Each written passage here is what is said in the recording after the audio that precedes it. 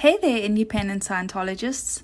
Discover a new perspective to your bridge by visiting ao-gp.org. Get in session with remote auditing using the Theta Meter. Are you curious about where you stand? Head on over to ao-gp.org now and take our free personality test. Join the growing group of independent Scientologists today. Hi, and welcome to another Scientology Outside of the Church podcast. This is season 7, episode 17.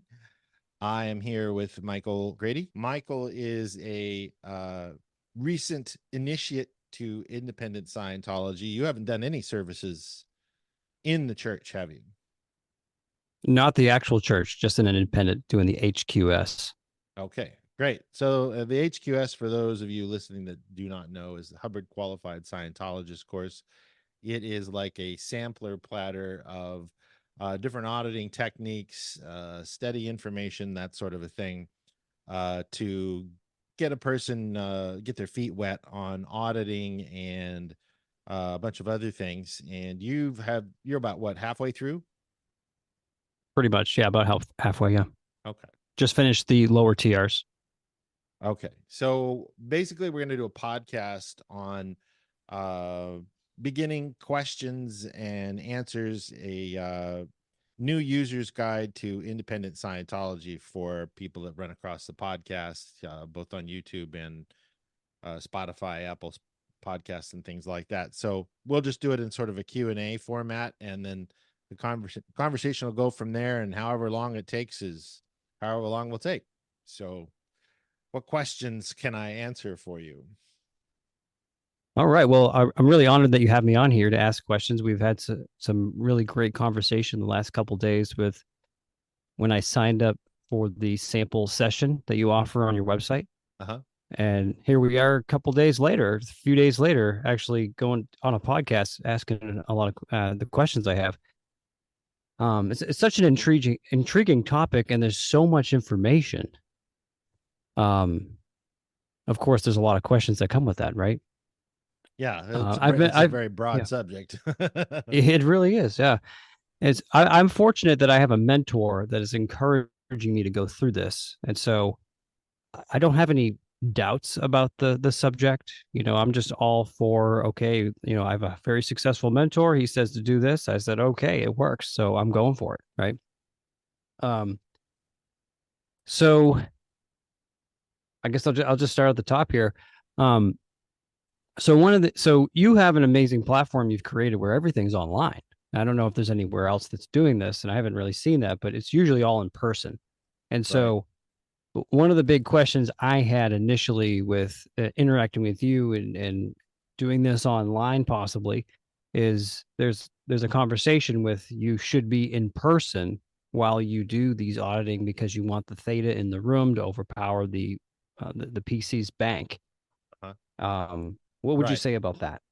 Well, like Hubbard says, auditor plus PC is greater than the PC's bank. No auditing can occur without communication, and communication requires a stable channel to communicate over. If we can have a conversation in a podcast, we can have a conversation in an auditing session, whether it's book 1, Dianetics, the original Dianetics from 1950, or if we are using a Theta meter over Zoom with me controlling that meter, via Zoom. Hang on here, my audio just dropped out. Okay. Testing. You got it? Okay, I can hear that. So it's one of those things that it works just as well, and we were talking about this the other day. The biggest concern that well, even myself back in 2009, 2010, before we started delivering remote auditing, was that auditing over the internet, well, what if the PC leaves the session?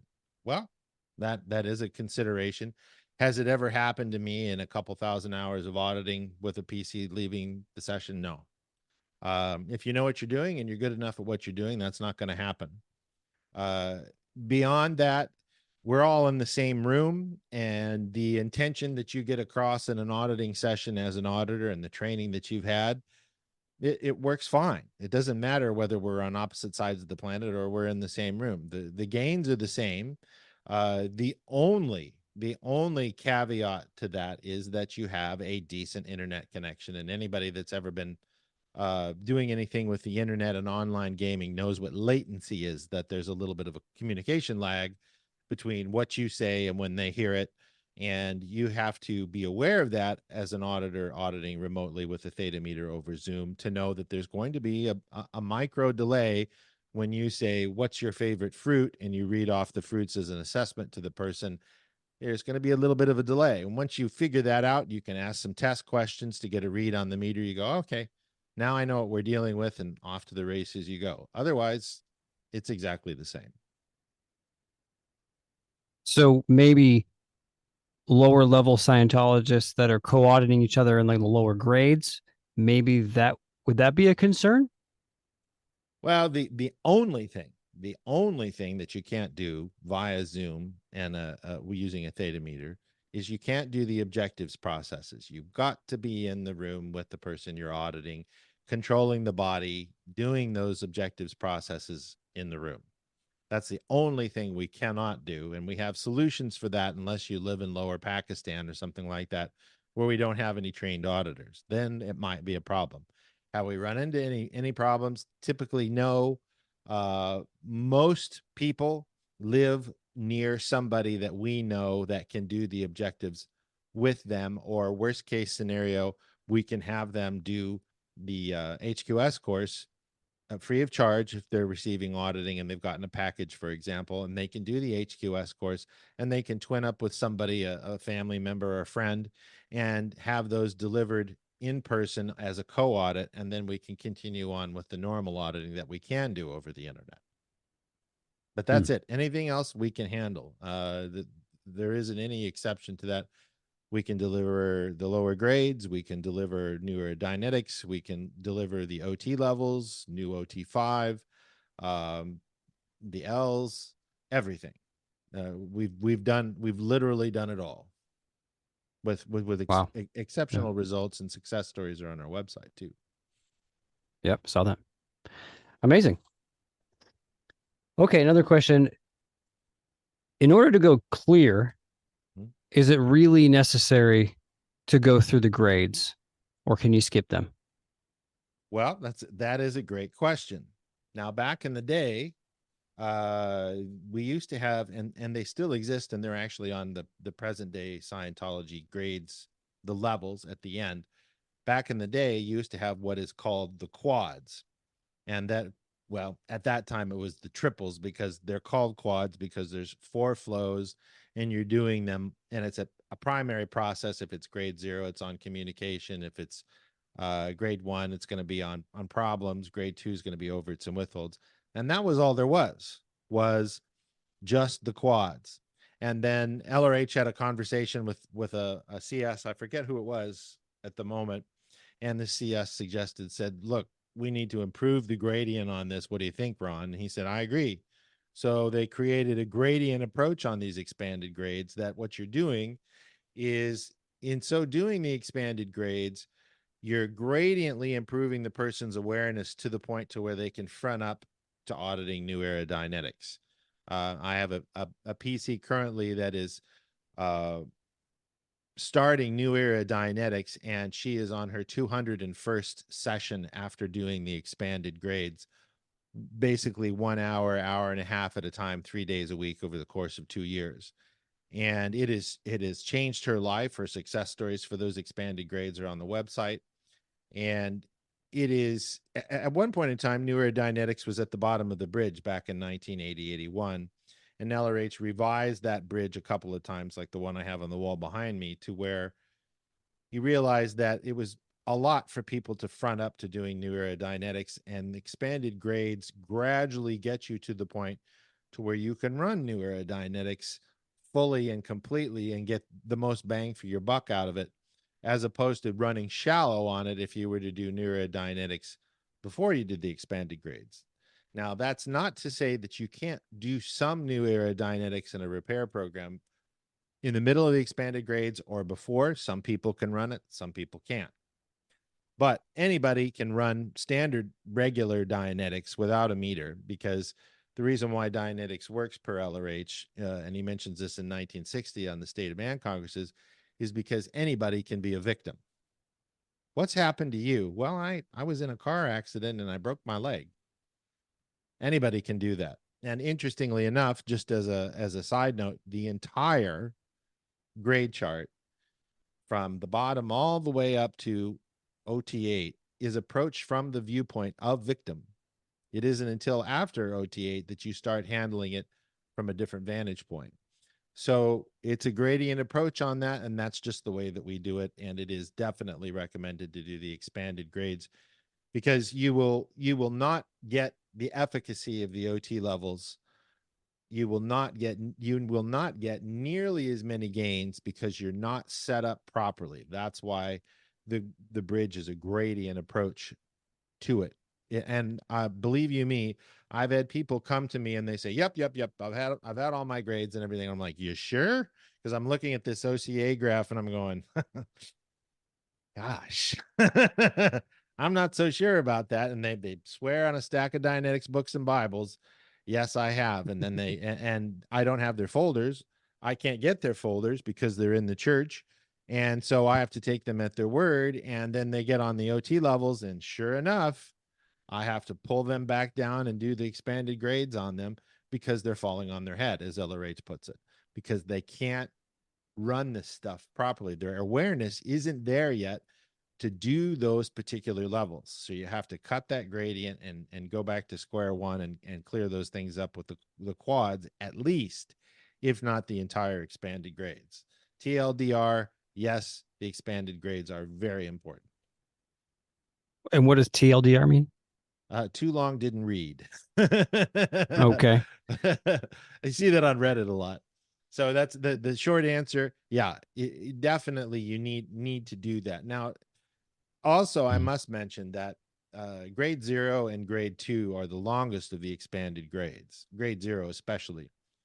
Now, that doesn't mean that a person cannot get the end phenomena of the expanded grades a halfway, 2/3, 3/4, and they don't have to do every process on there. When they have the end phenomena of that grade, they're done. You attest them and make sure everything's cool with it, and you move on to the next grade. So it varies some to widely depending on what your current state is, whether you have any PTSD going on, your potential trouble source, how things are going, and just how you are naturally as a being from the get-go. And that can vary quite a bit. So it isn't necessarily everybody has to do every process, but everybody typically tends to finish somewhere between halfway to 3/4 through. Sometimes I'll give people the option: do you want to do the rest of these processes anyway, just to be sure? And some people are go, no, I'm good. Others will say, yeah, let's do it, and we'll go ahead and do it anyway. So the other thing that I should mention is that, let's say you're a past life clear. This does happen where people, I know one. Yeah. okay, and people drop the body and then they come back into Scientology next time around, and we do some auditing, and it occurs to them, or maybe they already know and they're originating it, and you need to clean that up. At a minimum, what you would do is, if in fact they are a past life clear and we have all that data and it's verified via the meter and they feel good about it, at a minimum, we'll go back and we'll do the quad processes, which is the one at the very end of each one of those grades, and handle that and rehabilitate whatever they did last life through that. And then we'll also give them the Joburg security check, which is the sort of plain white wrapper security check that we still use, modernized with some more questions on it, because it came from the early 60s. A little of that is outdated. We've modernized it with more 21st century questions added onto it without deleting any of the old ones, just for the old guys. And once you're done with that, now you can move on to the solo 1 and 2 course and then progress. And we have had people that were on their OT levels last lifetime, and we can fix that and find out where they were at and rehabilitate whatever it was that they finished, or if something went wrong and let's say they died on it, which is what happened to me. You can then continue on once you get cleaned up, and off you go to continue up the grade chart on the OT levels from where you left off last lifetime. Wow. So what happened to you? Long story short, I was in the Mediterranean with LRH, and in 1967, he was still unaware on OT2 that the dates to the incidents were falsely implanted. They were wrong dated. What that means is, axiomatically in Scientology, to get a proper, and tell me if you don't understand this and we can explain it to the listeners as well, but I'm going to use the vernacular, auditor's vernacular otherwise, and we can explain it if need be. In order for something to as is, which means erase for lack of a better word, you have to have the proper time, place, form, and event. That's axiom 38. And if you don't date locate that properly, and this is what was done on the OT2 materials, is that those particular implants were implanted with wrong dates. So with getting a wrong date, they're still live. And so you're not seeing the fruition of the whole thing. He didn't know this at the time, and I was on a pilot of it and ended up dropping the body from it. I died in 1967 in the Mediterranean, and I picked up the current body known as Jonathan Burke, which is talking right now, and was born in East Africa, in Ethiopia. Now I live in South Africa. So Yeah. that's how that happened. And he later on figured out that these dates were wrongly put in there to throw a person off of the trail if somebody like him came along and tried to straighten this whole miasma of implants and, for lack of a better word, GPMs in there. Now it's all straightened out, but that was after I died that happened. And then I picked up this body, and my dad got into Scientology when I was about 2.5 and became a class 4 auditor. And then I got into Scientology and joined staff in 1987. And how old were you then? 18 when I got trained as an auditor at 5. Wow. Yeah. Amazing. Yeah. So over 30 That's quite a years history. ago. Yeah. So, it was a research line, and I don't have any regrets on it or anything like that. I used to follow LRH around. I was a trust fund kid from old British money and everything, and I had a father who was horribly suppressive to me and my mother and to LRH, and it was an interesting thing, and I followed LRH around from one ACC to the other, and Phoenix and DC and all over the place, because I had the money to do so. So it was a wild ride. I got in late 52, early 53 last lifetime, and followed him around until 1967, and then picked this body up and got back in about 2.5. Wow. Yeah. So it sounds like your memory of this is pretty clear.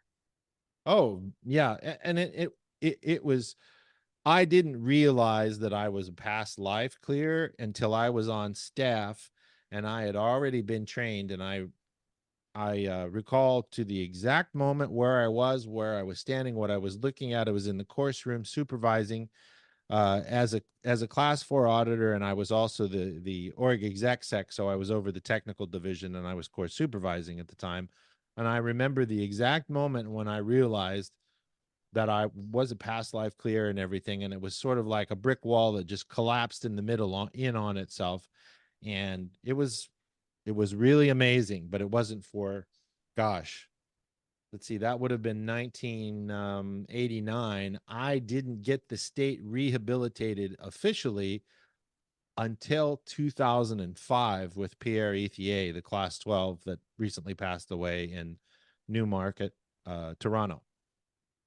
So it was a long haul, and it was an unpleasant haul. And I strongly recommend that if there's anybody out there listening to this and you think you might be a past life clear, and we can verify it for you, get it verified sooner rather than later, because it can be a very uncomfortable experience for a being.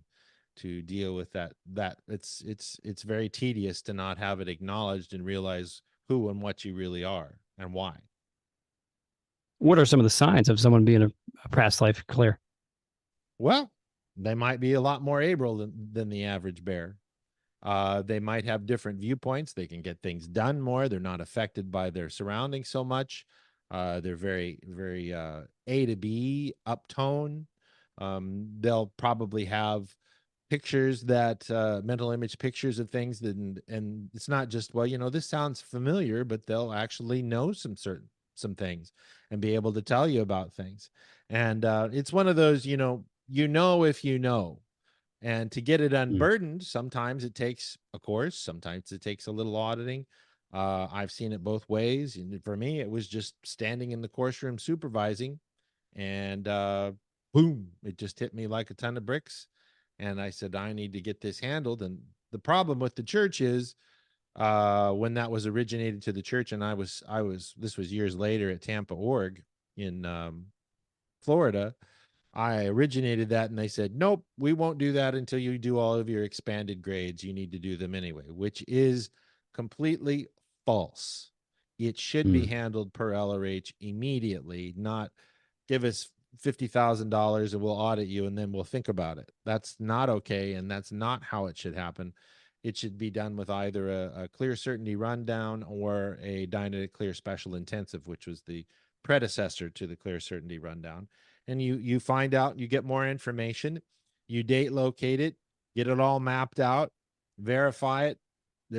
We're looking for a few things, which I can't go into, but if it's verified, it's verified. And then you go from there and you set up a return program to get them back on the grade chart to where they should be, get them all cleaned up and shiny, and off they go to the OT levels. It's just like that.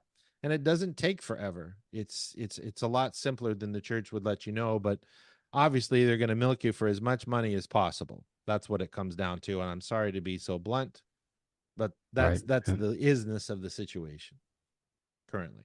If that, So I don't know, I've been out 20 years, so I don't know, it might be different. Right. Wow. That's interesting. Well, I guess I'll go to the next question here I have. Okay. So here's another question I asked that I thought might be worthy asking again. And so in order to be a clear and have everything erased, what needs to be cleared to be a clear? Because I asked if it was the present life traumas, and it wasn't totally that. Yeah, we talked about that the other day. Well, Right. Here's the deal. The definition of a clear is a being who no longer has their own reactive mind. Okay. Now, in saying that, it sounds really deceptively simple, but the reactive mind is composed of many, many different components.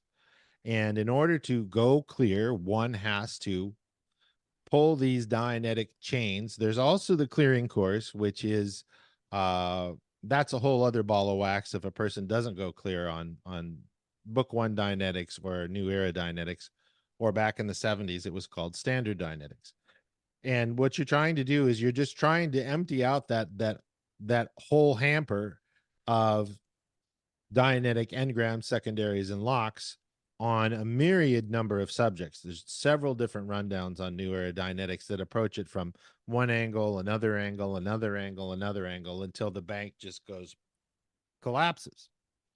And in order to do that, the PC has to have a significant amount of confront to be able to look at these incidents for what they are. And it isn't just looking at these incidents, it's getting all of the information so that the pre-clear can realize that they made a certain postulate about those incidents to cause those incidents to happen. And that's just the truth of it. Because at the end of the day, in Dianetics, what you're trying to do is you're getting a person to look at these things that are terribly uncomfortable to look at and go, I was there, I was communicating, I created this engram, this secondary, this lock. And once you get that postulate off, boom, now you have an as-isness. They're looking at it, It's no longer a lie. There's nothing there that they aren't looking at, and that's when it erases. So once you get rid of all of this stuff, you've cleared all of this stuff out this lifetime for that person that is clear.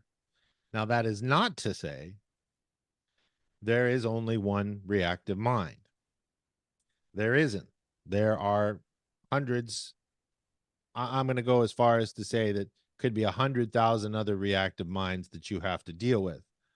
Oh That's my. what you handle on the OT levels. Now, LRH also talks about you're looking at squillions of years on the physical universe time track, and that it doesn't take anywhere even remotely that long to handle all of that stuff, because you're dealing with chains. And when you get the bottom of that chain as far as an engram goes, then you blow the entire chain of events.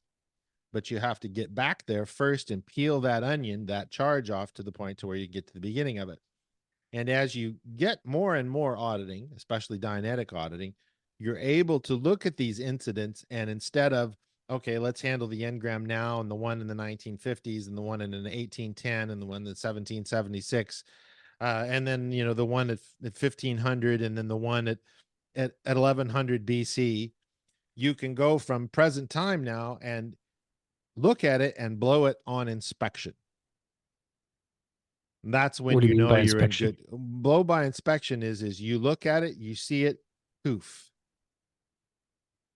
and you blow the whole chain. This is what happens towards the end of New Era Dianetics, or even in book 1 as well.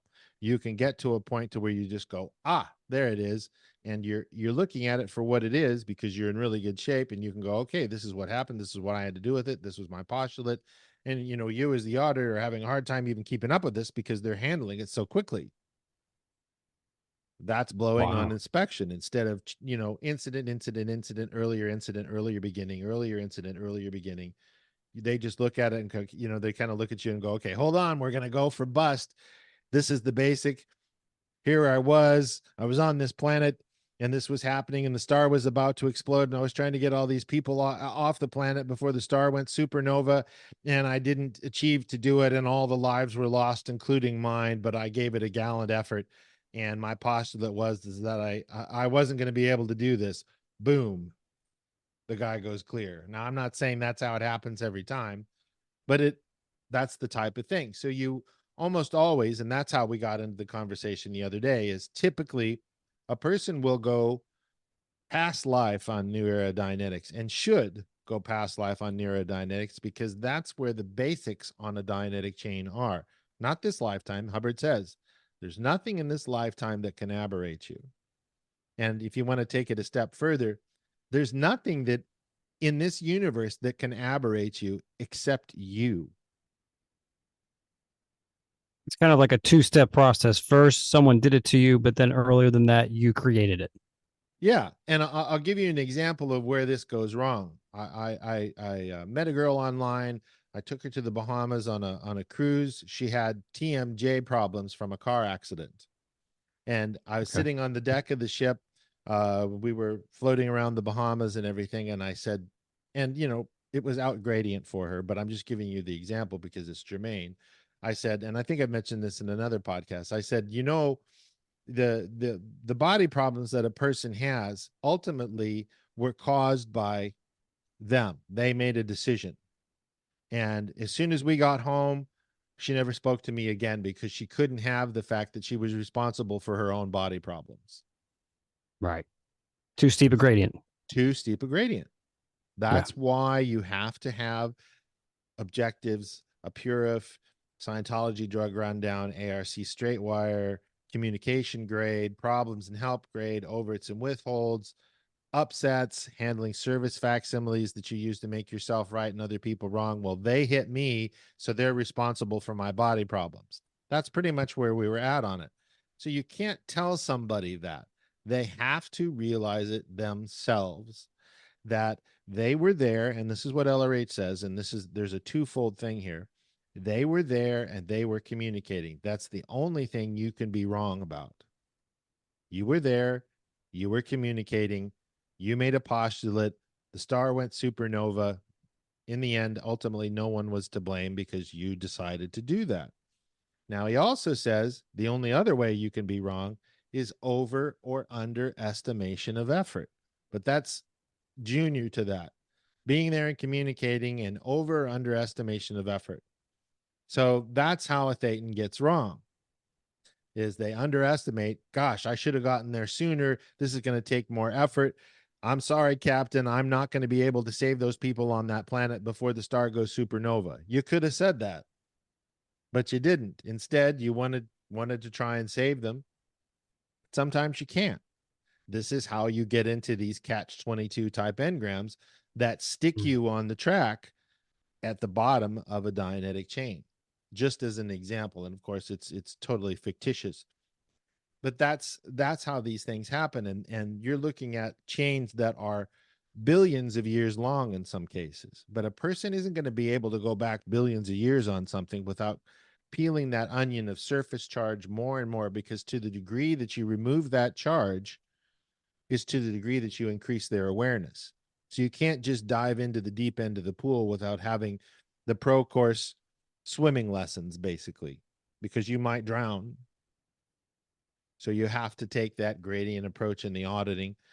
But if a person has a tremendous amount of confront and they're very high toned, they might be able to run neurodynamics before the expanded grades. Do we do that? No, because it's a little unfair to them. And then you'd have to do the expanded grades anyway, because it cleans you up on everything that's going on in life and puts your rudiments in life so that you can talk to the auditor. Your attention isn't on your problems. You're not withholding from the auditor and yourself and other people because of overits and withholds and so on and so forth. So that's the long answer on that one. So basically, it's a very well-developed system that makes it work almost, or if not 100% of the time. So do what works. Yeah. And if you don't go clear on neurodynamics, then you do the clearing course, which is the clearing course is an older technology that is also a part of OT2. And the clearing course is handling these things that are still holding down the reactive mind, and you're pulling the locks. And I don't mean it in a Dianetic sense. I mean it as an analog. You're pulling the locks off of the reactive mind on the clearing course, and then you will go clear, and then you proceed on to basically the solo level for a very brief period of time, because you learn that on the clearing course anyway, and then you get onto the OT levels and off to the races. Now, the only thing that would prevent a person from going clear would be if they were horribly a potential trouble source and had a lot of suppression in their lives. But that's something that should and would always be caught way ahead of time. So that's typically not an issue these days. Back in the early 60s, before the PTSSP tech was developed, that did happen. And it's important to note that it wasn't until 1964 that we even knew what a floating needle on the meter meant. So anything before 1964, if a person went release on a particular grade, there wasn't even a grade chart until 1965. And that was extremely basic compared to what we have now.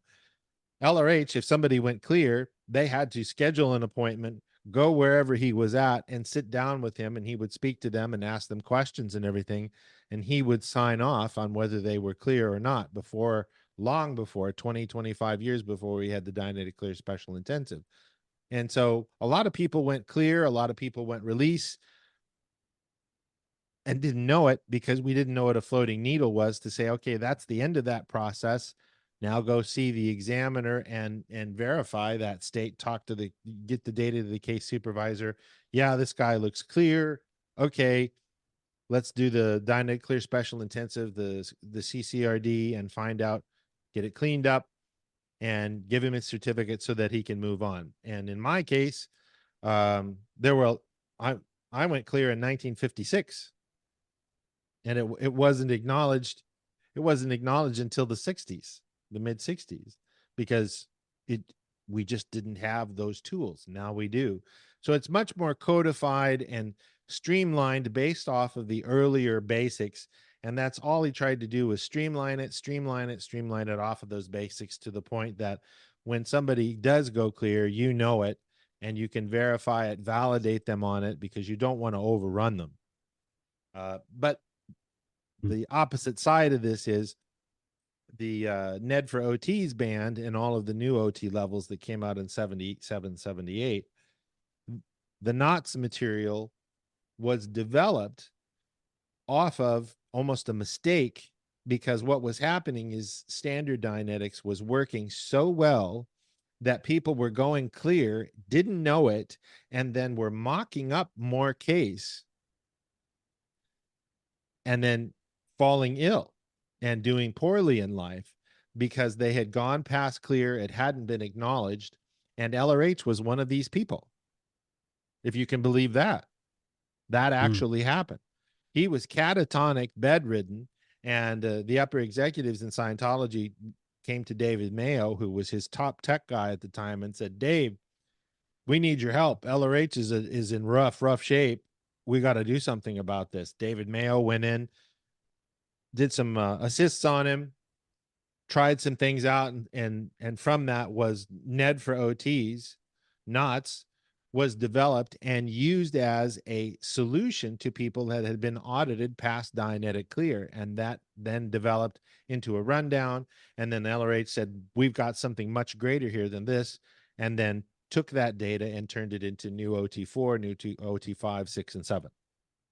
So it's interesting how this thing developed, because we didn't have that tech to know that somebody had gone past Dianetic clear and what caused it, which was the upper OT levels material, until 1978. So wow, it's an interesting backstory. So if someone's going through the massive amount of audios and books, and there's been such a development, do you suggest someone to start at 1950 Los Angeles or the Oakland or standard procedure, start from there and go through all the years, or is there a specific time you would suggest, like, hey, you should start here to learn what we already figured out instead of getting confused? Well, and that's an excellent question, and it's something that bears a little communication about, because when you look at that, when you look at the material, let's say you're just looking at a transcript or you're listening to it, and he's saying, this is what we do right now. You have to keep it in the context of what we do right now was 1952 or 1951 or 1950. I mean, and I mentioned this before in other podcasts. Early on in 1950, when they were auditing Dianetics, he came out and said, hey, look, this past life stuff, it's a bunch of malarkey. Don't believe it. And then the very next day, he said, you remember what I said about this past life stuff being a bunch of malarkey? Well, I was full of malarkey, and it is true, and this is a fact, and there will be no betterment of a case unless you accept that. Do not invalidate somebody who goes past life in a Dianetic session. Now, that's 1950. So this same thing started happening, and he was looking for a better route to clear, a more stable route to clear, for another, well, basically 2 decades after that. So the viewpoint at that time needs to be taken in the context of that's the viewpoint at that time. And my suggestion is, more than anything, is to learn the modern data. And then once you understand it well enough, to then go back and do the lineage. We have a public who's a completed OT7. It took him 10 years. He's listened to every single recorded lecture and read the transcript and word clear them over a course of 10 years. We actually have another guy on our lines that's done it twice, and is doing it again in a new unit of time and gets more out of it each time. So there's a lot of valuable data in there, but those procedures and techniques were always leaning towards how there's got to be a better way, and so on. And you get into the 1961 to 1966 with the St. Hill Special Briefing Course, where there was tons of experimental processes to get to clear and everything. And almost all of them, of those special techniques, were mothballed by LRH ultimately. What do you mean by mothballed? They were taken out of use. They were taken out of use. Okay. Yeah, they were taken out of use. Okay. Yeah, they were taken out of use. Okay. Yeah, they were mothballed because they were too hard to audit. They were too hard to audit. They were taken out of use. They were taken out of use. Okay. Yeah, they were mothballed because they were too hard to audit. both by the auditor, and they were difficult for the pre-clears to keep up with, and you were looking at hundreds and hundreds of hours to do this stuff for a better route to clear. And then ultimately what happened is, after all of that was discovered, there were bits and pieces that were taken and put onto the OT levels. He understood the reactive mind better and was able to develop the OT levels, the clearing course. And guess what? At the end of the day, we went back to, and these are his words, not mine, good old Dianetics. Poor old Dianetics was the best way to make clears. And so he modernized that using a meter around about 1967 to 1971, issued Standard Dianetics, which is a book that basically is the entire check sheet and all the references. And you could go to the bookstore, buy that book, read it, apply it, and go make clears, which was resulted in the biggest boom in Scientology ever because of Standard Dianetics. And then roundabout 1976, and Dan Kuhn, who used to work with LRH at the ranch there, he mentioned to LRH, he said, "Sir, what about this particular thing in Dianetics?" I don't remember what it was specifically, but he asked him, and LRH looked over his shoulder and said to him, he said, "I didn't write that." And so LRH got some Sea Org members together, and they went in and they totally rewrote and added to Standard Dianetics to make it New Era Dianetics, even in as late as 1977. Now, that seems like a long time ago, but it was just yesterday that from 1950 to 1977, people were trying to change the tech out of LRH's purview. He found out about it and went in there and said, okay, we're going to make this better. We're going to pull all this extraneous false data out. And now we have New Era Dianetics because of that. And that was the last, along with NED for OTs, those were the last two real big pushes in the technology before LRH passed away, 9 years later. And in between that, he wrote the Mission Earth series and Battlefield Earth, two of the best science fiction stories, not in my opinion, but in other great science fiction authors' opinions. He got that done because he wanted to go back to what he loved, and he put the tech in those stories as well, the Scientology and Dianetic tech in there as well as little Easter eggs. It's all it permeates throughout it. So he never stopped trying to build a better bridge, but he's also asked us to build a better bridge since 1950 all the way to now, and that's what we're trying to do. Ron Zorg came up with their OT levels that add to LRH's OT levels past OT 8 all the way up to OT 48, which we also deliver. OT 48? 48. 48. So not 15, but 48. Many more. Yeah. Now, wow. like I said, LRH, the real OT8 apparently never ever got released by the church because they found it to be too controversial. We talked about that the other day. Whether it's true, whether it's not true, what I've seen in the Fishman documents, you know, I can no better tell you, is there an atmosphere on the moon? Is it breathable? Is it not? Is there water on the moon? I couldn't tell you. All I know is that somebody is saying this is that data, and the church came up with 3 versions of OT8 on their own, none of which really get the end phenomena of, but if you do Excalibur, which is Ron Zorg's version of it based off of Bill Robertson's stuff, the gains that you can get from Excalibur alone are incredible, and it's just a very minor extension of LRH's NED for OTs. It's instead of objective dealing with the body, you're dealing subjectively with the being from the Knott's case perspective, and it is an amazing technology, and I think LRH would be proud of it because it's based off of things that he says in the NED for OTs materials on OT5 in the Knott series. So, you know, the bridge is much bigger than people think, and you can get an awful lot of gain out of that. I mean, you know, it's for me, it's like, okay, well, I've done everything I can do. I know there's more case to handle there on my part and for other PCs or pre-OTs. Well, you can either park yourself or you can avail yourself of what is out there. And if it's true for you, it's true for you. So that's what you do if you want to. We give people the option to do that, or they can park themselves until a later date, whatever that date is. Wow. You're dropping the nuggets here. That's amazing. It's a lot of data. So it really is. I hope everyone drops you a like on this video here on this podcast, because you really do just share this information. That's one of the things I'm really impressed about with you is you're not really holding back. Maybe some really high level stuff where it doesn't make sense to talk about it, but you really are just very open and sharing your experience and information, which I think is amazing. Thank you very much. I appreciate that. Yeah. So when someone is a clear, they have no more of their own reactive mind. So would you say that this person doesn't get triggered anymore? I would say that they would be a lot less able to be keyed in. Now, that is not to say, when somebody says, well, OTs don't get ARC broken, which is upset, or OTs, Okay. don't get upset at all. Where does it say that? Take that up with LRH. I mean, an OT can move up and down the tone scale at will. They can be pissed off 1 minute and they can be in serenity of beingness the next, if the situation warrants it.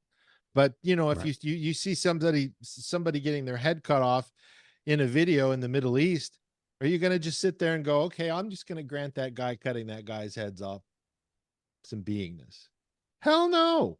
You're going to get pissed off about it and go, that's an injustice. That wasn't self-determined. Where did you get that? You see what I'm saying? So, Yeah.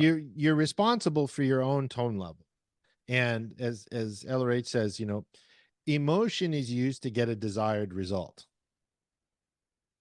So, you can be magnanimous about it and go in and say, okay, everybody, we're going to retool the office and we're going to change everything. The statistics are down quite rapidly this week, and we need to fix these things. And honestly, that's the way you should do it. You shouldn't go in there chewing everybody a new ass. That's not the way to operate on it.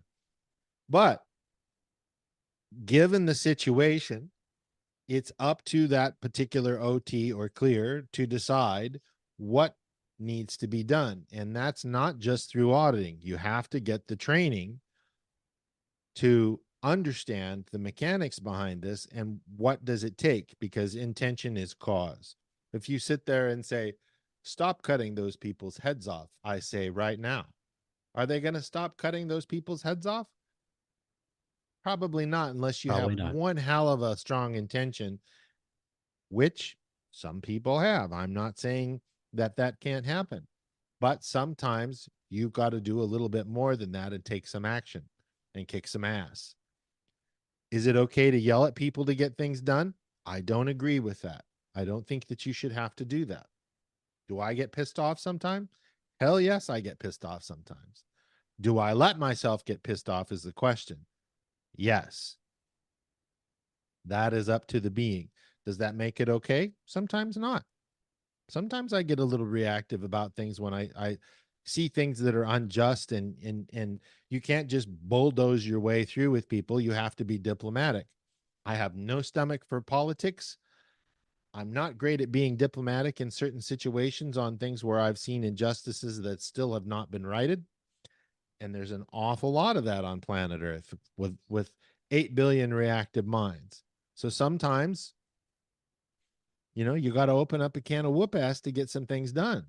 LRH did that. Sometimes I think, based off of the stories, whether they're true or not, my own experience with him was mankind had no better friend than LRH. He was a great guy. He had an ego, rightfully so.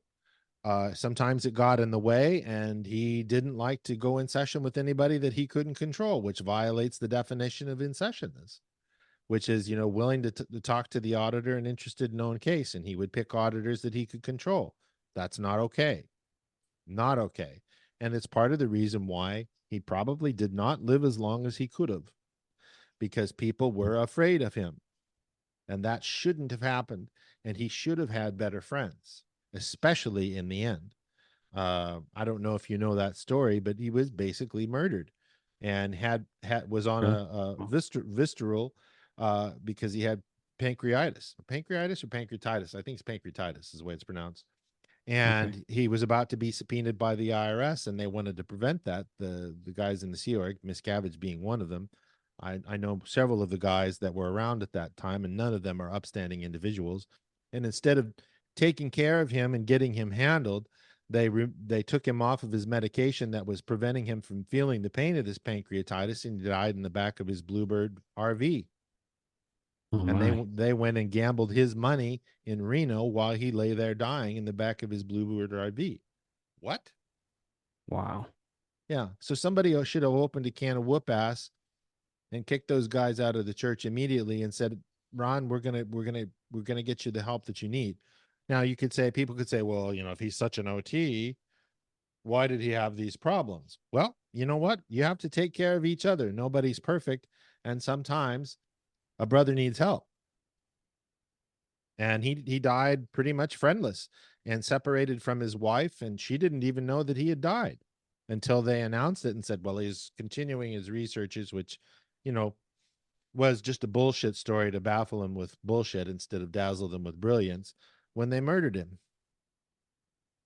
So, Wow. Nobody's perfect and absolutes are unobtainable. We've all got to help each other. And that's the importance of this whole thing, is that you have to use the tone level that is necessary in order to get the job done. And sometimes that might not just be serenity of beingness, because the physical universe is difficult. And like he says, it's a rough universe, and even the tigers have a hard time surviving. And if you're going to survive, you got to be a tiger. And we all know how tigers are. So Right. what's true for you is true for you on that, but that's my viewpoint. So basically, I mean, we're all going to feel emotion.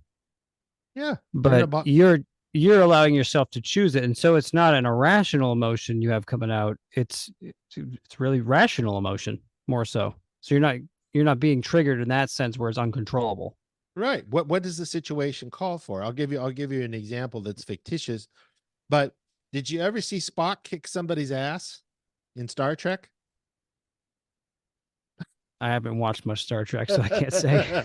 Well, Spock, who was a Vulcan and didn't let, even though he was a half breed, he was half human, half Vulcan in Star Trek. He controlled his human side, but when the need called for it, he would kick some ass because he had to, because it was logical. It wasn't reactive. It was logical to do so. Yeah. So basically, when you go clear and you no longer have a reactive mind, you'll still feel emotions, but you'll be in more control and more decisive about it. Yeah. And like we were saying yesterday, clear is a really good start. Right. So when you're clear, you've only cleared one reactive mind, and then there's more to go. Your reactive mind, but there are other reactive minds that you have to deal with. More on that later on the OT levels, but it is not something that cannot be done. And as we were talking yesterday, I believe, LRH says that at the lower levels, you really have no comprehension for the amount of gain that you can get on the OT levels in handling these other reactive minds until you get there, where typically, like I said yesterday, 2.5 divisions of tone arm motion, which is a rate of case improvement or change on the lower levels, and is good by LRH's standards.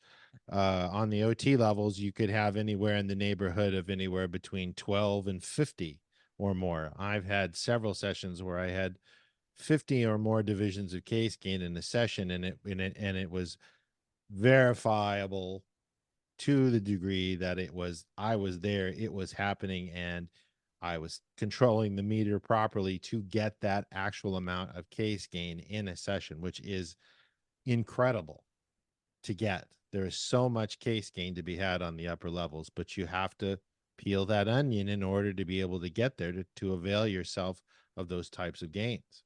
So it does happen, and if done standardly, you will experience it. Would you say it's an exponential benefit that happens over time? Absolutely. As you continue going through? Yeah. Absolutely. It is exponential. And towards the end of the latter part of the OT levels, LRH, and it's not a confidential thing per se, but he says you have to look at that which you are handling on neurodynamics for OTs, OT 5, 6, 7, and a little bit on 4 as well. You you're not only helping yourself, but you are helping a multitude of other beings at the same time. So it's going to have a cumulative effect on society. And that is very much the case.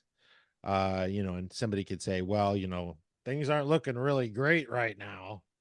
Well, it's a matter of perspective, it's a matter of reality, and it's a matter of awareness that you are freeing beings on a very large scale on the upper OT levels that is basically getting stuff out of your universe that is impeding you, much like a resistor does in electronics.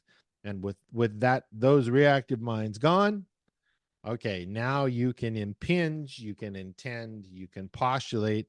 I mentioned this before on the podcast. When I was at the end of New OT7, I frightened myself. I was postulating things so fast, seeing into the future, knowing when people were coming and to my shop, what they looked like, what car they were driving, what they were going to say, what they were going to buy, what they were going to do, all of that stuff, because you get out in front of the physical universe vis-a-vis the theta universe, because you have cleared all of this resistance of other reactive minds out of your universe, and they're no longer holding you back. It would be sort of like cutting all the bonds on a horse from a carriage and saying, run, horse, run.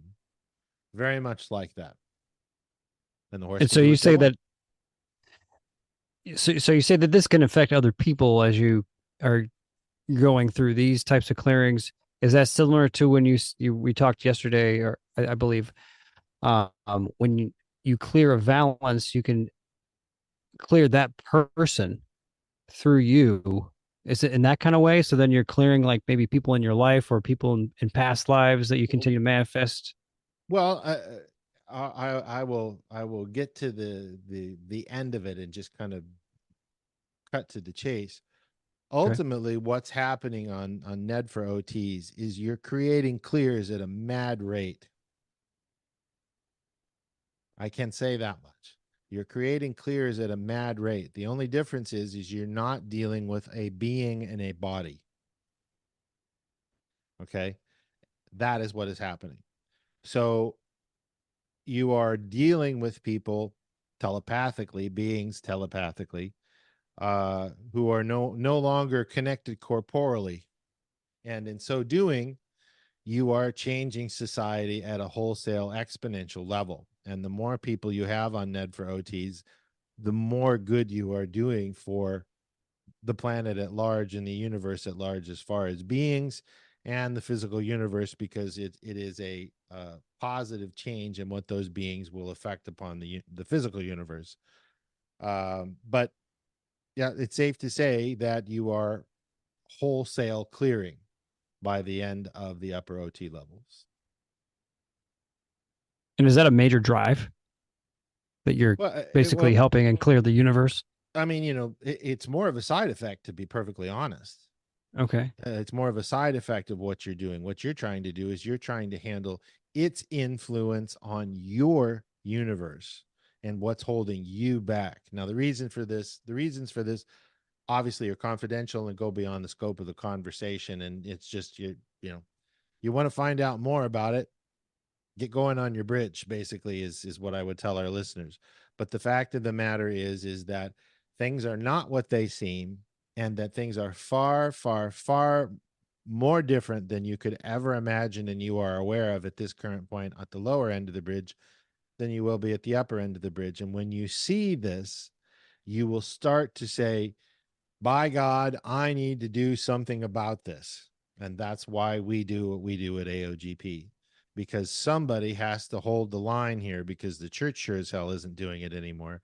If I told you what the church does on the upper levels versus what LRH does and suggests to do on the upper levels as far as Ned for OTs, you would be blown away at the manipulation that they are foisting fraudulently upon people that have paid hundreds of thousands of dollars in order to get there, and do have the intent of, they think they're doing what they're supposed to be doing, but they're being lied to in the way and the manner that they're supposed to be doing it, and it isn't the way LRH intended.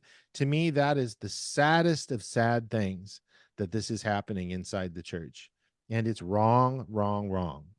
We don't do that, and we're trying to fix that because LRH isn't here at the moment to help with it. I don't care why that is. All I know that it is, and by God, I'm going to do something about it. I mean, amen to that. So there's a lot of clearing to be done on this planet, and it might sound unicorns, flowers, and rainbows-ish, but the fact of the matter is that this stuff works, and if you do what he says, you'll get the results.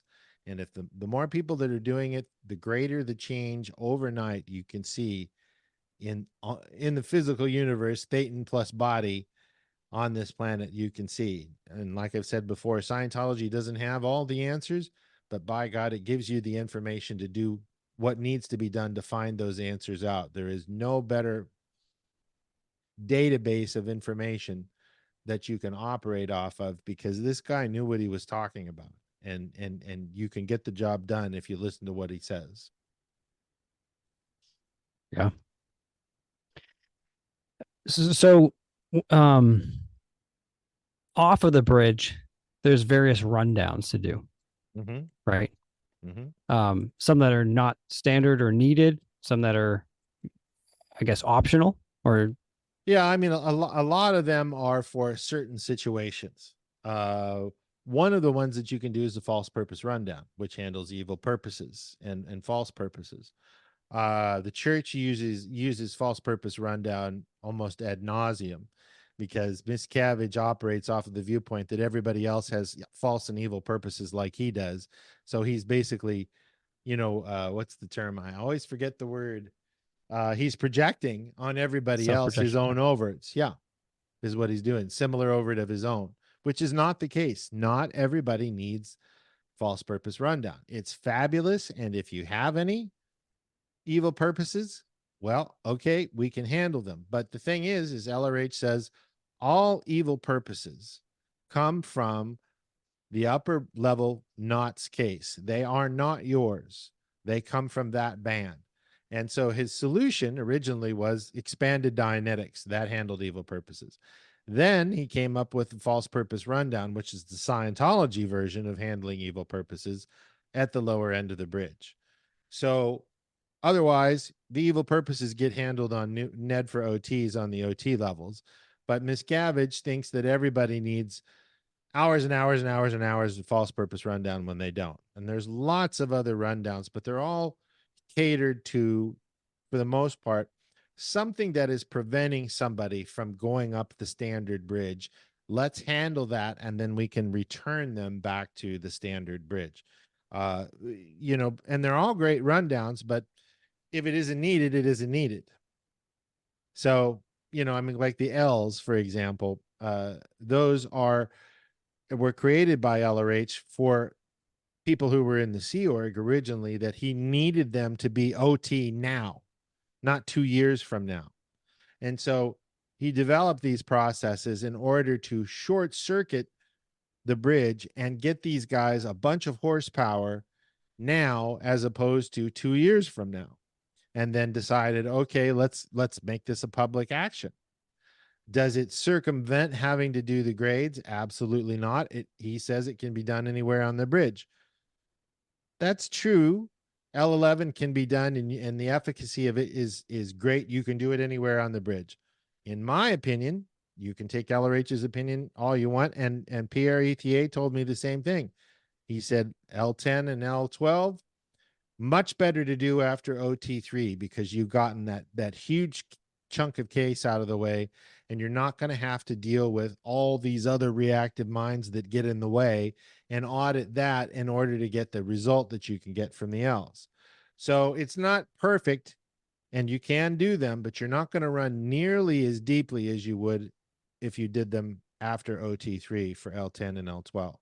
So that's another set of rundowns that you can do to really boost your horsepower. And there's a ton of them on the chart behind me, but they're usually specific case scenarios where somebody's PTS and they need a PTS rundown, and they need a suppressed person rundown, and they need a bright think rundown, or interiorization rundown. Almost everybody needs an interiorization rundown at some point, because they've keyed in. An interiorization rundown handles the key ends that happen from past births and past deaths.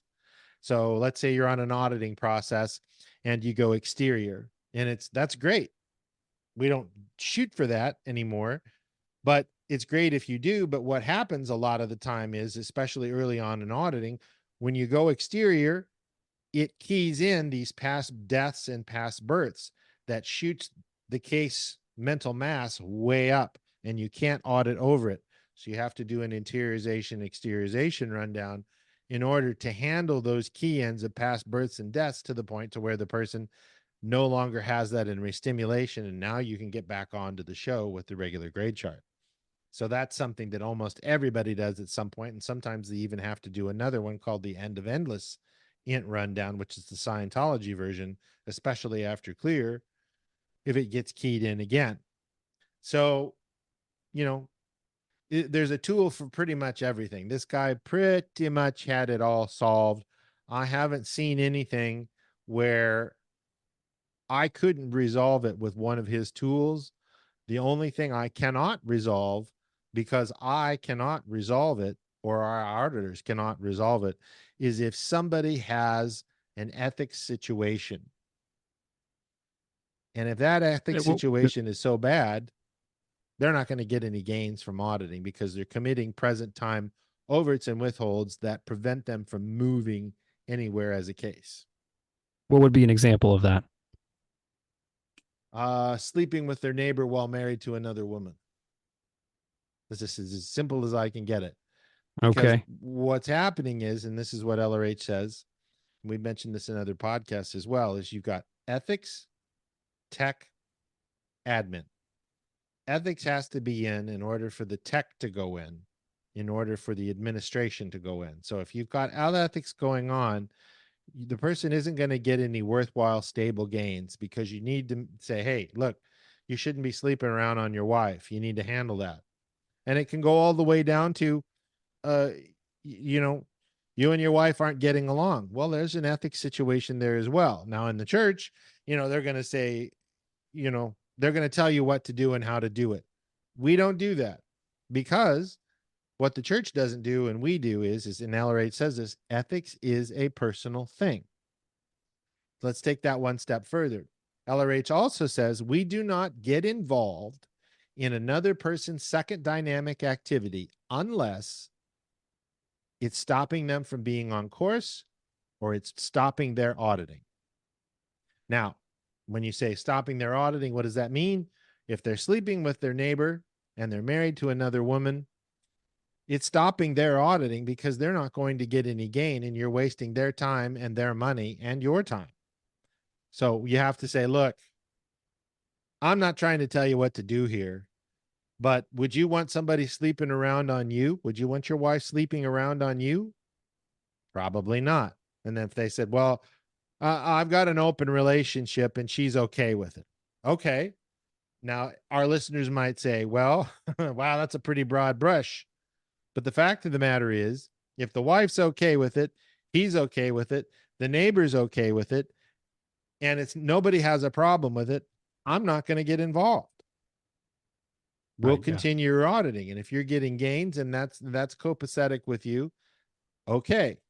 Typically that isn't the case. And you don't want to commit overts, because it's something you're doing that you wouldn't want somebody doing to you, and it's going to stall you right where you're at.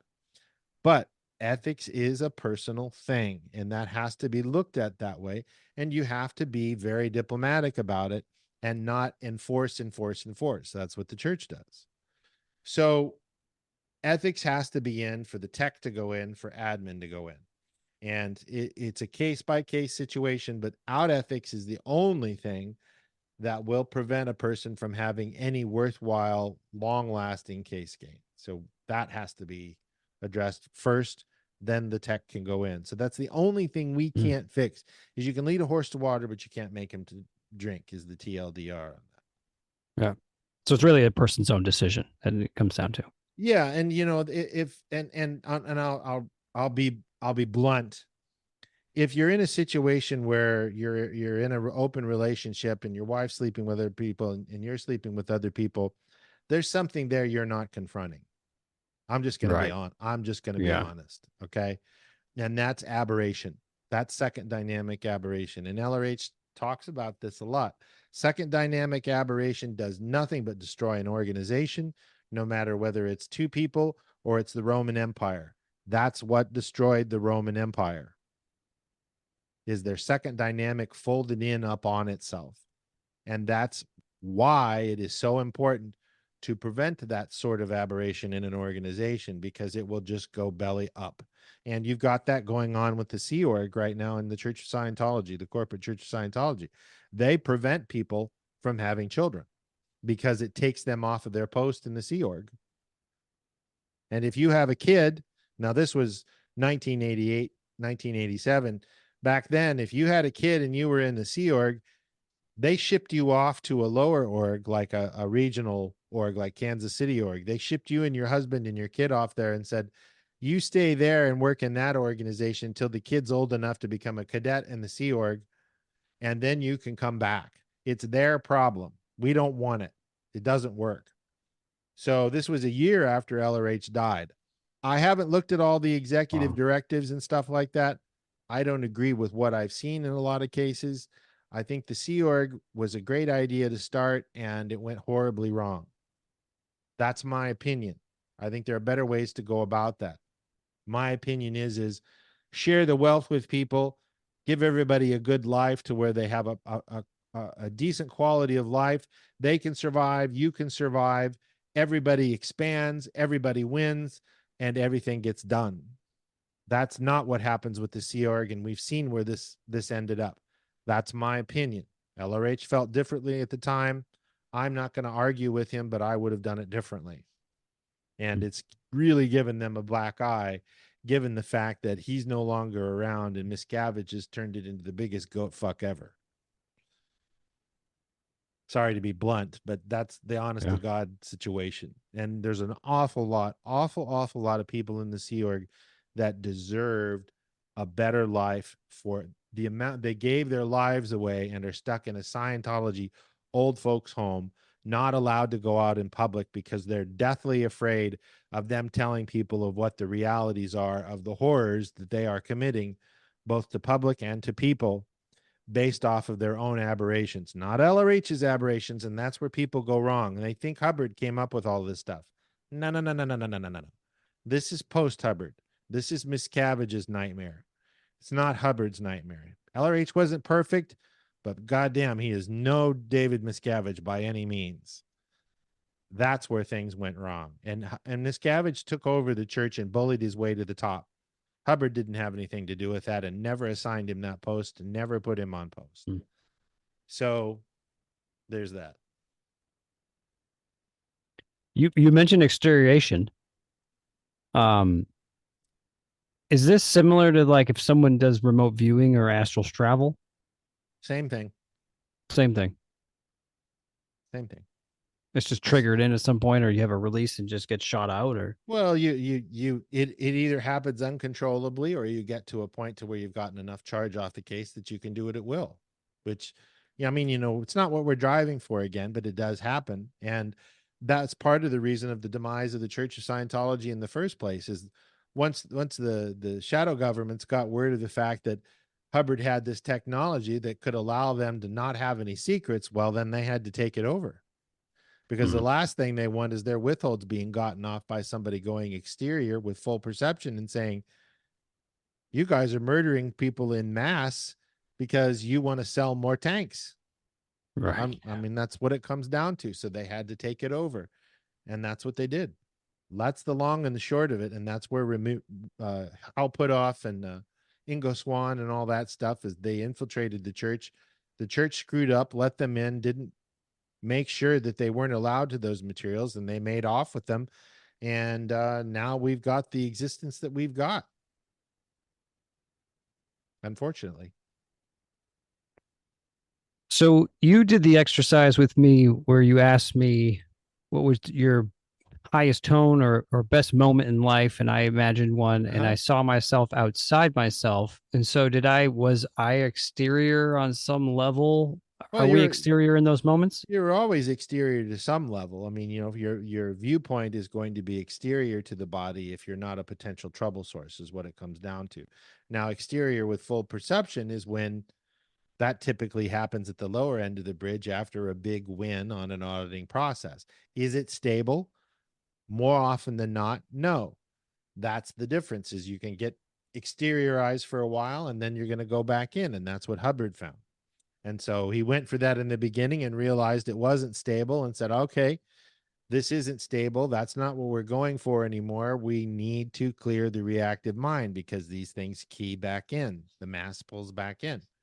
But at any given time, if you're not a potential trouble source, you can look back at any moment in your life and see it external to the body, because that's where you're seeing it from. It's only temporary that you're seeing it from the body's eyes. It's not permanent. And is it in different layers and dimensions or different perceptics at different times? Because you go back and you're thinking in the memory, but you weren't thinking or observing like that in the moment. Yeah, you could almost say that it's at different layers, depending on whether you're keyed in or not, whether you're not keyed in or not, whether you're being suppressed or whether you're not being suppressed, because that's what causes it, is because it's a valence issue. You're either being yourself or you're being somebody else. When you're being somebody else, zoop, right back into the body you go, and everything you see will be from the body's viewpoint, the limited viewpoint of the viewing angle perspective of two eyes, where a Thetan sees in 360 degrees. LRH says that, and I can confirm and verify that. So if a person is completely free of all valences, then that's the state they would be in? Yep. And that's how and why what you do on the upper OT levels is you get rid of these other valence influences. That's all I can say. Oh, that makes a little more sense. Wow. Okay. And there's a lot of them. Okay. So self-analysis is a version of straight wire, right? Yeah. Those exercises. Yep. So if you go through self-analysis book, do you still have to go through the ARC straight wire? Well, ARC straight wire consists of the entire set of processes in self-analysis, along with a host of other processes that you do that are part of ARC straight wire as a gradient approach. And the self-analysis lists are smack dab in the middle of ARC straight wire. But what you're trying to do on ARC straight wire is two things. One, you're trying to improve the person's recall. But more importantly, what you're doing is you're improving the person's recall through running them through locks, Dianetic locks, and running those locks off of the case from a positive side, not a negative side. And when you're getting them to recall the time they smelled the wildflower and what was the color or what was the scent or what was the tactile sense. And this peels off these locks that are holding things in place. And the end phenomena of Scientology straight wire is that the person realizes that he or she will no longer be getting any worse. And they know that there is a way out because those locks have been peeled off. That's the primary thing of it. And the recall is, dare I say, a bit of a side effect, but a really good one at that. Right. Okay. So you could go through self-analysis, and would that give you a head start with the ARC straight wire? You still would do the whole thing again, just run by someone else? No, you wouldn't even do it again. If you've done the list, Oh, you've done the really? lists. Yeah. And Okay. that's out of the way, because it's when it's done, it's done. And you know, we give people the license that we assume that if they've done it, that's fine. Maybe somebody else would say, oh, well, you're going to have to do it again. I mean, you know, you could check it and say, do you have any, you could check it on the meter and say, you know, is list one unflat on the meter? And if it reads, okay, then we would take it up. So it, you know, it can be done and you can verify it. But I myself tend to take people at face value and say, have you done self-analysis? Have you done all the lists? Well, I've only done up to 4. Okay. You remember where you were at? Okay. Then let's take up from there and go from 4 to 7, for example. If they've done all of them and they're very good indicators on it, when I say, so you did the self-analysis list, right? And the needle floats, I'm going to go, okay, check, next. Nice. Let's get on with the show. Yeah. Yeah, because you seem to have this outlook and to really go up the bridge with some speed and not be hanging around with it. Yeah, I mean, given the current situation on planet Earth as of today, and this is February 23rd, 2024, there is no time to be wasted. Run up the bridge. LRH said in 1952, we have a limited amount of time before the technology gets to a certain point where things will be shut down and you no longer will have the right to practice religion freely. Now, people could say, well, we're nowhere near that. Well, I got news for you. It's a lot closer than you think. And if we were to have, let's just say it wasn't even done by anybody on the planet.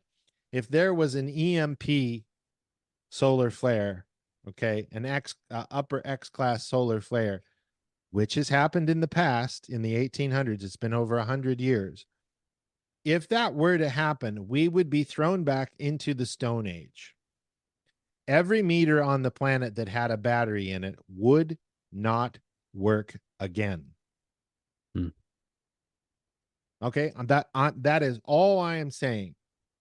Just with that data alone, that's enough reason for me to say, okay, because we use theta meters. If my computers are connected or out in the open and aren't surrounded by a Faraday cage, and we have an X-class flare that causes an EMP issue, it's over. It's over. And it's going to take, it would take a couple of years to restart these coal generators and everything, because you have to have energy to start these things up. And God knows what could happen there. And I'm not some doom or gloom or anything like that. But the thing is yeah, you can have solar panels and you could run a meter off of that. Yeah, but did you have a meter that wasn't out in the open and subject to this gamma ray? No. Okay. Well, now you're going to have to build a new one. Got a schematic? Do you have the parts? Right. I mean, I could go on and on and on, but it's just obvious that even with that, and it wasn't caused by man, we have a problem.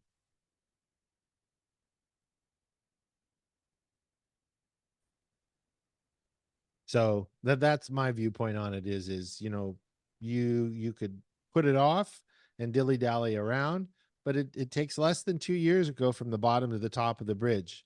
Sometimes shorter, maybe a little bit longer, depending on the case, but the gains are worth it. And now is your opportunity, and you might not have another opportunity for a very, very long time, whether it's on this planet or another one. As crazy as that sounds, that's my reality.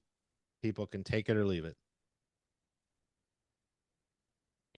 And so it seems like the first step to get started is to get a personality test. Is that one of the first things that you suggest? Get a personality test. Let's see where you're at.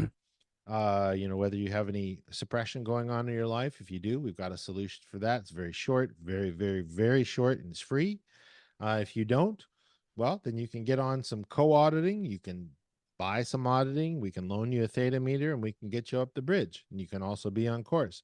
Training and processing go hand in hand. 50% of the gains are from training, 50% are from processing. But it's just a matter of starting. Don't put it off, because honestly, there isn't any other thing that you could do better that would improve your life and the lives of others around you quicker, more efficiently, and that you could be happier and far more at cause.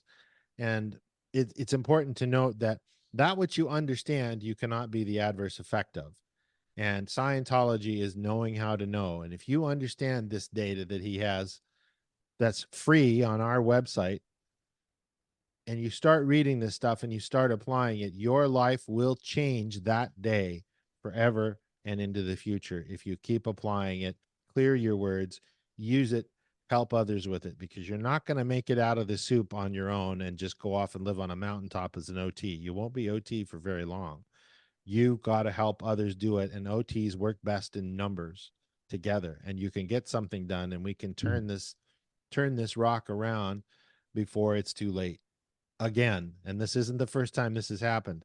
All of the societies on the backtrack went the same way. He's absolutely right. I can tell you with complete certainty that man will eat themselves alive in one form of a body or another, to the point to where they look for solutions to stop others from preventing them from creating. And that's where everything goes upside down and kablooey. So Wow. here we are. Yeah, I found the personality test intriguing because I took it. I got the score. You emailed me the graph of the 10 different scores. And then we did another call where you explained it to me. And it's amazing. You did this all for free without any commitment or anything, which was amazing. Mm-hmm. So I really suggest anyone to give this a shot and meet Jonathan and get a feel for him and see what you can do. And it was interesting because you're telling me what a lot of the stuff meant. And I went in with an open mind, but I wasn't believing you initially. It was almost like this resistance. And then I talked to my girlfriend and she's like, so how did it go? And I'm like, he told me this information. I'm like, I don't even remember the negative stuff he told me. It was almost like I shut it out until, I look back at my notes and pulled up another site that has more of the information so I can decode it again. Like, oh, he told me that, this. So just an observation, really. Now, it makes me think, you tell me information and then I don't remember it. Is that like the unconsciousness? Well, it's interesting that you should ask that, because it's very similar to auditing, because you'll go in and you'll do an auditing process and you get your socks blown off and you're like, what was it? What was it? I realized, huh? Because what's happened is you've looked at this aberration for what it is, and you've made a perfect duplicate over the top of it, to the point to where you can't remember it anymore because there's nothing there to remember anymore. So when you indicate something to somebody that is true, a lot of times they will forget it because you've as is that thing. And I've had it happen with me in several of occasions on L11 with Pierre. I did this process and it was a whole track thing and all this stuff. And for years and years and years, for the life of me, I could not remember what the hell the question was that he asked me. But I could remember what I told him about it, but I couldn't remember the question. And it completely changed my life and the outlook on my life. And when I went and looked in the mirror in the hotel room after the session with him that night, I looked different physically. My face changed. And that's something that happens with auditing a lot of the time, because these masses blow and they move around that. And then back in the early 70s, they used to take Polaroids and cut it down the middle, so the right and the left hemisphere, and they keep taking Polaroids of you as you progressed in auditing. They'd show your left hemisphere of your face at the beginning of the bridge and after grade 4, and you go, Jesus, these aren't even the same people. Wow. That's how much these masses change on the body. And it's not that important, but it is an interesting test. So it's important to say that when you can't remember things from auditing, or there's been some indication, chances are that there's some charge that has been blown upon that indication. I will send you your answers after we get done with the podcast, so that you can have them and compare, so you can remember what it was we talked about, because a lot of the times it's that accurate that you're just like, what in the world was that? Right. But then with time to think about it, I'm like, actually, I can think last week I did this thing and that's exactly what he said. And so yeah, there's definitely a level of confront with this that just is going to push your barriers, I think.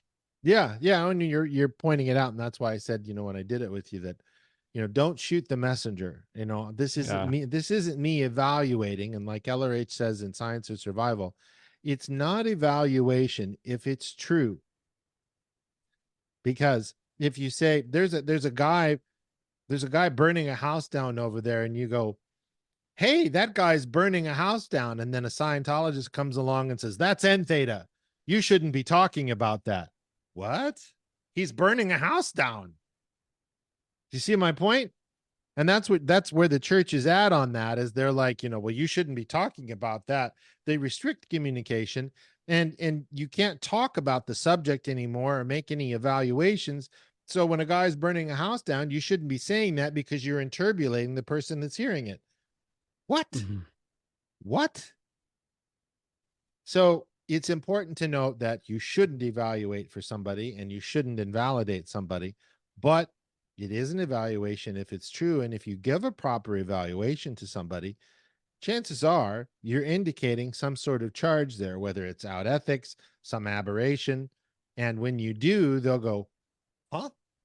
Yeah, you're right. I mean, we do that all the time with people, and you're not even a Scientologist. That proves that you don't have to be a Scientologist to do these things. Hubbard just figured this stuff out, gave it some terms, and gave you the understanding of it so that you could go out and you could do something about life where nobody had ever quantified that in the past. That's one of the things that the personality test does, is it says, yeah, I could be in a lot better state, but you wouldn't have known it otherwise. And the test is spooky accurate. Yeah. So Yeah. anyway, there's that. Right. My next question, and you kind of started to go over this by the facial changes, and I've heard this from other people too.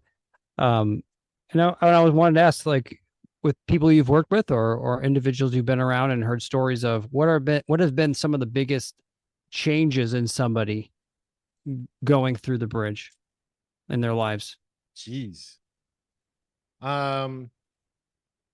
Well, I think some of the most instantaneous things is I've seen people's faces change in front of me on Zoom doing remote auditing with a Theta Meter, right in front of me. And I had to like rub my eyes almost and go, is it Zoom? Is it a bad connection? You know, it wasn't pixelation or anything like that. It was just that they were changing so much in front of me because of what we were running there. And you never know when that's going to happen, but it does happen. I've had people where I didn't even take them in session. I just saw something going on in their life and I said, okay, let's look at this from an ethics perspective here, and showed them some information, gave them the data along with some policy for administration, because that's what ethics is it's personal administration, and said, go forth and apply, my son. And they said, you know, as soon as I got off of Zoom with you, my phone started ringing. People wanting my services. Literally, my phone started ringing as soon as I got off of Zoom with you. I've had people go in session and they couldn't get a job and they sent out 100 CVs. And then they said, immediately, I got more calls and more offers after that session. And I had the phone did not ring once, because you've opened up those flows. This is real. This is what happens. L11, the biggest problem with L11, and this is funny. The biggest problem with L11, and I've actually had to start warning people before I do it with them, is L11 has to do with doingness. And when you get the person through with L11, all they want to do is go out and play the game of life, because they are so unencumbered by all of these overts and withholds that have been holding them back, that all they want to do is go out and create and play, which is, you know, ultimately almost a liability from getting up the bridge, because they just want to go out and do their thing and do. And they're feeling so great that they're bulletproof, and they just go out and do. And they're so unbridled, which is amazing what you can do. The L's are tremendous for that sort of thing. And that's what you want to see. That's standard tech. So I've got stories for hours. There's that story I told in the podcast of the lady where we did pro-TRs for 3 days. And then a couple of months later, she almost knocks me over on the sidewalk on Cleveland Street in front of the Fort Harrison Hotel. And I didn't recognize her because I beat her up for 3 days unknowingly on TR0 bull bait about her weight. And she went through boxes of Kleenexes and all this. And the only reason I recognized her was because of her eyes. And she said, I wanted to thank you. You changed my life by telling me I was fat and that I had to sit there and confront the fact that I wasn't doing anything about it. And she lost over 100 pounds and she was elated, and I didn't even recognize her. She lost so much weight. That wasn't even auditing. That was just pro TRs. And that had to do with confront, and confront is auditing. And that's why TRs get case game. So, you know, I mean, it just, the amazing things that you can see with training, the amazing things you can see with auditing, the amazing things you can see with putting policy in and order into an area so that people can function properly and that flows can come into them. You know, when we started doing the podcast, we'd done podcasts in the past, but when we started doing podcasts and we started answering these questions that people had and having podcasts on subjects that people wanted to hear, since then we've had more business than we can deal with because we've opened the flows. And like LRH says, it's a simple thing: outflow is holier than inflow. Outflow, outflow, outflow, and you will receive flows in. That's how auditing works as well, but it's a third dynamic auditing by getting it out there, and it's going to come in from one area. It's not the area that you outflow to, but it's going to come in from other areas. This is why Coca-Cola spends hundreds of millions of dollars every year putting up pictures of Coca-Cola bottles, because outflow is holier than inflow. LRH didn't come up with this, but he observed it and he told us about it. Simple, simple, simple stuff. But it's that everybody says, you know, there's common sense. Well, Scientology is not so common sense. You just have to avail yourself of it. That's pretty much what it comes down to. And it changes people's faces and their spaces and you know, I mean, and on and on and on and on and on. Just amazing. So this is interesting because it's like you're going into the subject that's talked about a lot with law of attraction and creating your reality and manifesting, but there doesn't seem to be anything that really even talks about that I've seen. It's just you're getting the clearing and your decisions just happen easier. It just seems to be the viewpoint. Is it different than that? Yeah, what it comes down to is you know, the book The Secret. It's the same thing. It's the same thing. It's just you're putting it in a different way. The only thing in Scientology that you're doing is you're stopping the being from being in their own way. Get them out of their own way, because you're the only thing stopping yourself. And you could tell somebody that and they could say, well, I can do that on my own. Okay, maybe you can. If good luck with that. And like Dr. Phil says, how's that working out for you? I mean, you know, that's the thing is you either have the map or you don't. And LRH managed to come up with a map with workable things that get you to that destination. Because if you knew what was wrong with you, it wouldn't be wrong with you, and you wouldn't need Scientology or anybody else. And wait for it, you wouldn't be here on planet Earth, and you wouldn't be in the physical universe to begin with, and you wouldn't be listening to this podcast now, would you? You mentioned why we all come to Earth as some kind of how did you term it? Dumping ground. Universal dumping ground. Okay. Yep. Can you expand on that a little bit? Well, if you look at where Earth is in the Milky Way galaxy, it's on the outer rim. They mention this in Star Wars a lot too, the outer rim planets. Right. Well, we are an outer rim planet, and this is the Wild West as far as from a galactic viewpoint. And it is not the only universe either. I must point that out. It's not this. The physical universe is one of many universes. And these races, a lot of the races that we have come here, almost all of them, have faster than light travel, and they know how to fold space, for lack of a better word, and to use a Dune Frank Herbert concept. They know how to fold space and take a shortcut through that first universe on the left in order to go from their front lawn to planet Earth on the outer rim of the Milky Way galaxy. And they might jump from one galaxy, the Andromeda galaxy, or the other side of the physical universe, and get here in a matter of moments because they understand these concepts. And we live in a barbaric, dark ages society and universe, in the physical universe, where you have these unruly beings that will not abide by these other physical universe societies that see us as a problem. So what do? They say, okay, off to Rikers Island you go. And that's planet Earth. And they send you here. And then they keep you playing this game. And for lack of a better word, I'll use Sting from the Police's term, a soul cage. And they'll give you so many years that you can live, and you can do this: live, die, repeat, live, die, repeat, live, die, repeat. And so you're off playing that game, and they don't have to worry about you anymore, and you're no longer a problem for them because you're not stopping them from creating what they want to create. That's it. That's the simplest way I can put it. And this has been going on and is still going on to this very moment that we are doing this podcast. Period. I know this for a fact.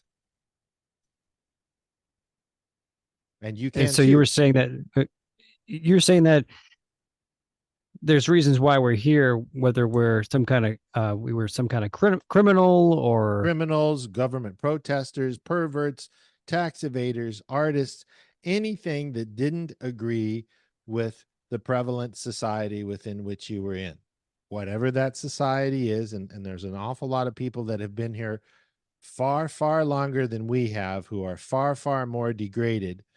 And they are in very, very rough shape as beings. And this is what you handle on the upper OT levels that holds you back. That's all I'm going to say about that. Most of the people listening to this podcast are able enough to be the Thetan in charge of a body, and they are in less than awful shape, but it's all relative. And we've been sent here and put here and contained here for the purpose of getting us out of the way of somebody else's forward-looking project that we were impeding. That's the long and the short of it. And Scientology gets you to realize that. Somebody's. Yeah. Okay. and there's more and more every day. Like LRH says, the universe is littered with life. Life is everywhere. You can't keep a good life down. It's everywhere. Every planet has some form of life, no matter how cold, no matter how hot. I'm not going to say there's life on the sun. Obviously, that's, who knows? But he says truth is far more stranger than any fictionalized story you could ever create in this universe. And we are basically mushrooms being fed shit and kept in the dark, because if we were educated to what the true nature of this universe and other universes were, there is no way they could contain us. So what do? They lie to us. They lie to us. And Scientology gives you the answers to a lot of these lies to reveal them. And once you have that data, you can't keep a good Thetan down. And one of those big lies is the meanings of words, I think you said, right? Yeah, the meanings of words is our educational system, the omission of information. LRH says the hardest thing to spot is a missingness. These omissions, these alterations are all fraudulent points to keep us within a container of a reality that they want us to believe. And that is that man is from mud. You are an animal. You have a brain. Your brain is you. You are not a spiritual being. And that's how they begin to control you. And don't look behind the curtain to see the Wizard of Oz by any means. And that's why they stopped Scientology from progressing as an organization back in the late 70s. Wow. Not just a threat to the psychiatric industry. No, the psychiatric industry is just a control mechanism by a bunch of shitty ass beings that want to control people and suppress them, and they think that man is an animal. That's the long and the short of it. That's my opinion, and there are many, many, many, many, many other people who are not Scientologists that see that is what is going on, because that's how you keep a good Thetan down, is you tell them that they're ADHD and this and that, and take this pill and it'll solve all your problems, and it just makes them worse, and then they go shoot up the local high school. Yeah, that's not working. Yeah. So while you go up the bridge, not only are you clearing yourself, you're becoming more able, feeling better. How about abilities being released? Well, those abilities are released meticulously by the grade chart in doing those things. Now, you may or may not, as a person getting auditing, you may get more gain than the other person because you might be higher toned, you have less in stimulation. That's not to say that you have less case. Not everybody has the same amount of case. Maybe your past life clear. Maybe you've been a really, really good being and you just happen to get picked up in a group grab for beings and you didn't belong here in the first place. You know, maybe Jesus Christ was one of those people. I could only begin to, hypothesize on that. But, he obviously, if in fact he did exist, he obviously was being there and communicating more than he probably should have, because they sure as heck didn't like him causing the good effects that he was causing.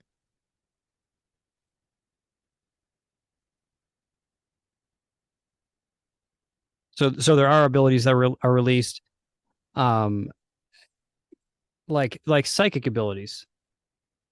Oh gosh, yes. I mean, there are processes you can do that give you these abilities of being telepathic and things like that. LRH developed a process. When I was on staff, I worked with his original communicator, Andy Bagley, and LRH developed a process where you could read other people's minds. And he had to create a process to turn it back off because people were getting so upset about the things that they were thinking about other people, which is totally real to me, because if a person has a reactive mind, they're going to say critical things about you. Oh, her calves are fat. She's got cankles.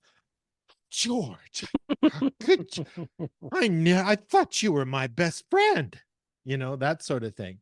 And it was ARC breaking, causing upsets with people so much that he had to shut it off. I mean, the sky's the limit. There's all kinds of processes, early processes that can give you a lot of abilities. But what he found is that the case has to be set up for these things, for these abilities to stick and stay in, because otherwise it's fleeting and it doesn't last very long.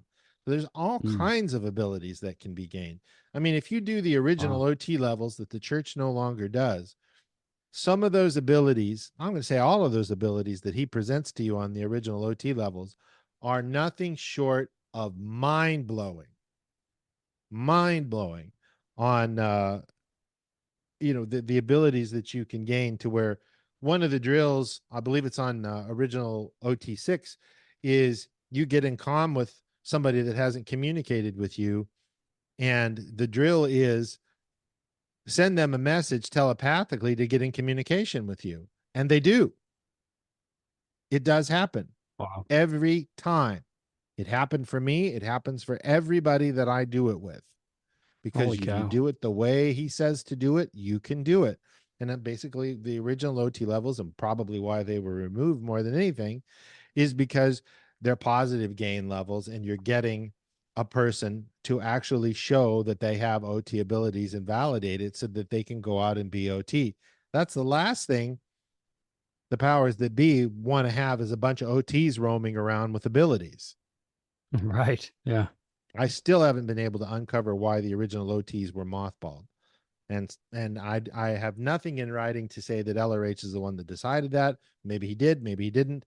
But the fact of the matter is that they show you OT abilities that he just says, basically, check this shit out. And you're like, what? and he says, yeah, just go ahead. And then you do it, and you're like, oh my fucking God, I can do this. And it's not just in your head. It is being done. You are doing these things, and you know unequivocally that you can do these things, and you can do it whenever you want to do them. And again, if you're an OT and you're doing bad things, you won't be OT for very long. But if you're an OT and you're doing good things, yeah, you can keep on having those abilities gained and use them for good. With great power comes great responsibility. That's what's important about abilities gained, is you can't have ability if you're doing it for the wrong reasons, because it's contra survival to the 8 dynamics, and the 8 dynamics will fold up on you, and you're no longer an OT. And the next thing you know, you're living on planet Earth in the outer rims of the Milky Way galaxy going, what the fuck happened? See my point? Yeah. Yep. So Wow.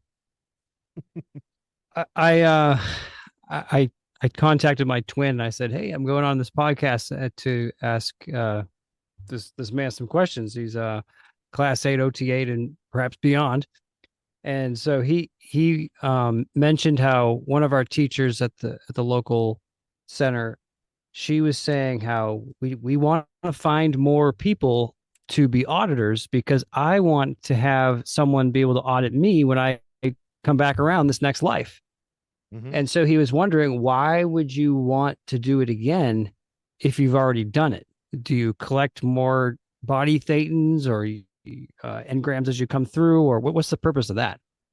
Well, LRH said it's no fun being dead. Dayton's got to have a game. And, you know, this is my second time around. I was doing it last lifetime. I'm doing it this lifetime, and I'll be doing it next lifetime. I can't think of a better game.